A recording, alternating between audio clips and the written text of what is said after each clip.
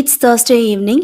நேஹா, நவீனா ஸ்கூல்ல இருந்து வரும்போதே நல்லா பசியில வந்தாங்களா, அதனால நவீனா வந்து வெஜிடபிள் கட் பண்ணி தர சொல்லி அன்னைக்கு ராகி நூடுல்ஸ் தான் ரெடி பண்ணியிருந்தேன். நிறைய ஃப்ரெண்ட்ஸ் வந்து ஏன் வீடியோவே போடுறதில்லன்னு கேட்டே இருக்கீங்க.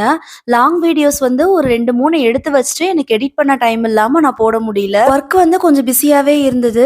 என்னென்ன ஒர்க்லாம் பண்ணேன்றதை நான் நெக்ஸ்ட் வர லாங் வீடியோல சொல்றேன். மெயினா வந்து இந்த அசைன்மெண்ட் வந்து நான் ஒரு டார்கெட் ஃபிக்ஸ் பண்ணியிருந்தேனா, இந்த ஜூலை 31 அசைன்மெண்ட் கம்ப்ளீட் ஆகணும் அப்படின்னு சொல்லிட்டு ஒரு டார்கெட் வச்சிருந்தேன். ஸோ கரெக்டாக நேத்திக்கு வந்து அசைன்மெண்ட் எல்லாமே கம்ப்ளீட் பண்ணிட்டேன்.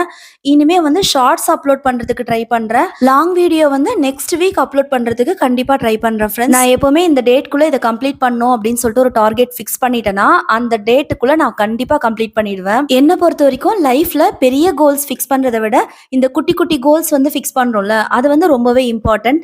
நீங்க எப்படின்னு சொல்லிட்டு கண்டிப்பா கமெண்ட் பண்ணுங்க. இப்போ நான் பண்ணிட்டு இருக்க மில்லட் நூடுல்ஸ் வந்து தண்ணி கொதிக்க வச்சு ட்ரெயின் பண்ணி நம்ம பண்ணணும்னு அவசியம் இல்லை. வெஜிடபிள்ஸ் எல்லாமே நல்லா வதக்கி விட்டுட்டு டேஸ்ட் மேக்கர் ஆட் பண்ணிட்டு இந்த நூடுல்ஸை இதுல சேர்த்துக்கலாம். இதுல நான் ஆட் பண்ணிருக்க டேஸ்ட் மேக்கர் வந்து வித்தவுட் ப்ரிசர்வேட்டிவ். டேஸ்ட்டும் சூப்பரா இருக்கும், சைடு எஃபெக்டும் இருக்காது. என்னைக்காவது குழந்தைங்களுக்கு கிரேவிங்ஸ் வந்துச்சுன்னா இதை நம்ம செஞ்சு கொடுத்துக்கலாம். உங்களுக்கு மில்லட் நூடுல்ஸ் வேணும்னா கமெண்ட் பண்ணுங்க.